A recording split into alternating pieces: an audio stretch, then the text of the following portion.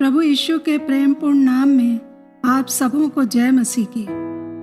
आशा करती हूँ कि आप सब पाम संडे के दिन प्रभु यीशु के प्रयोजन को अपने विषय समझ पाएं। जैसा सुसमाचार में लिखा है कि यीशु जब जैतून नाम पहाड़ पर बैतफगे और बैतनिय्याह के पास आए तो उन्होंने चेलों में से 2 को ये कहकर भेजा, सामने के गांव में जाओ और उसमें पहुंचते ही एक गधी बंधी हुई और उसके साथ बच्चा बंधा हुआ तुम्हें मिलेगा, उसे खोल कर ले आओ।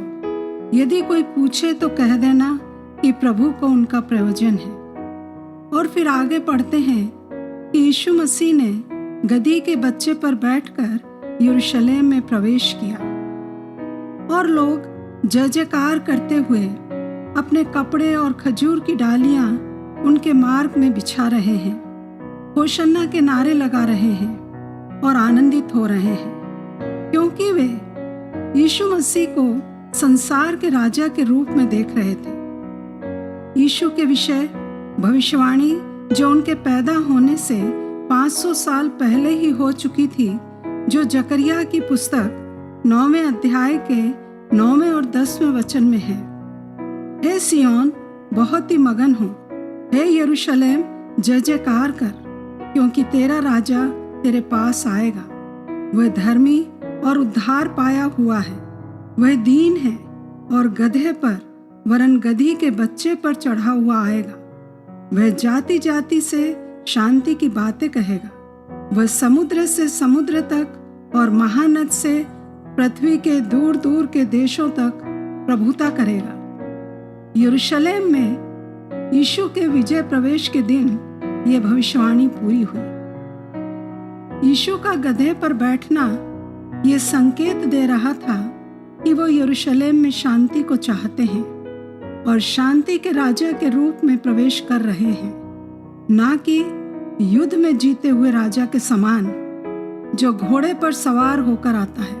निर्गमन 13:13 में लिखा है, गधे के हर एक पहलौठे के बदले मेमने को देकर उसे छुड़ा लेना। यूहन्ना बपतिस्मा देने वाले ने यीशु को देखकर कहा, देखो ये परमेश्वर का मेमना जो जगत का पाप उठा ले जाता है। आज वो छुटकारे का दिन है। आज के दिन यीशु अपेक्षा करते हैं, डरो मत, खड़े खड़े उद्धार का काम देखो, शांत रहकर विश्वास करो, यहोवा आप ही तुम्हारे लिए लड़ेगा, इसलिए तुम चुपचाप रहो। गधा यीशु की सवारी था जो नम्रता का प्रतीक है। उसकी कोई सूझबूझ नहीं होती, वो अपने मालिक के निर्देश के अनुसार कार्य करता है, उसकी आज्ञा के अनुसार चलता है। ऐसे ही यीशु अपनी सेवकाई के 3.5 साल प्रेम और दया मनुष्यों को दिखाते रहे। आज वो न्याय नहीं कर रहे हैं, वरन लोगों को उद्धार में लाने के लिए उनके पापों की आनाकानी कर रहे हैं। आज यदि हम जीवित बच गए हैं तो जान लें कि प्रभु ने हमें मौका दिया है। हमारा जीवन और हमारी एक एक श्वास बहुत कीमती है, क्योंकि आज चारों ओर जो परिस्थितियां दिखाई देती हैं उसमें सब कुछ अनिश्चित है। कोई सर्टेनिटी नहीं है कि कल क्या होगा। केवल आज का और अभी का समय हमारा है। अब एक और घटना घटती है कि जब यरूशलेम में सारा वातावरण आनंद और खुशी से उमड़ रहा है, यीशु नगर को देखकर उस पर रोए, क्योंकि यीशु भविष्य में यरूशलेम के विनाश को देख रहे हैं। यरूशलेम ने अपनी शांति और कुशलता को खो दिया है, क्योंकि यरूशलेम ने और इजरायलियों ने, यहूदियों ने यीशु को रिजेक्ट कर दिया, यीशु का इनकार कर दिया। यरूशलेम का मतलब ही शांति है, परंतु वह सारे देशों से अधिक दुखी जगह हो गया।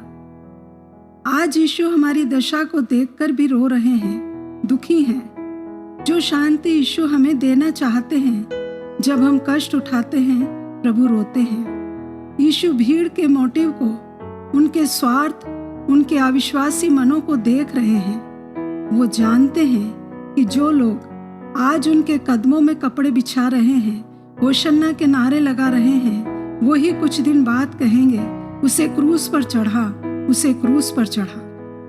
उनका विश्वासी मन उन्हें कहाँ तक ले जाएगा ये यीशु जानते हैं। यदि हमने भी मन नहीं फिराया तो हमारा अंत क्या होगा उनके सामने खुला हुआ है, वो सब कुछ जानते हैं। इस अवसर को जब हम पर कृपा दृष्टि की गई, हम नहीं पहचान पा रहे हैं और इसका परिणाम वो देख रहे हैं। उन्हें होशन्ना के नारे लगाने वाले नहीं चाहिए, दिखावे की सेवा करने वाले नहीं चाहिए, सेवा को व्यापार बनाने वाले नहीं चाहिए, पर उन्हें ऐसे लोग चाहिए जो उनकी इच्छा के अनुसार चलें और उनकी योजना को पूरा करें। इसीलिए वो कहते हैं मुझे उनका प्रयोजन है। हाँ, प्रभु को हमारा प्रयोजन है।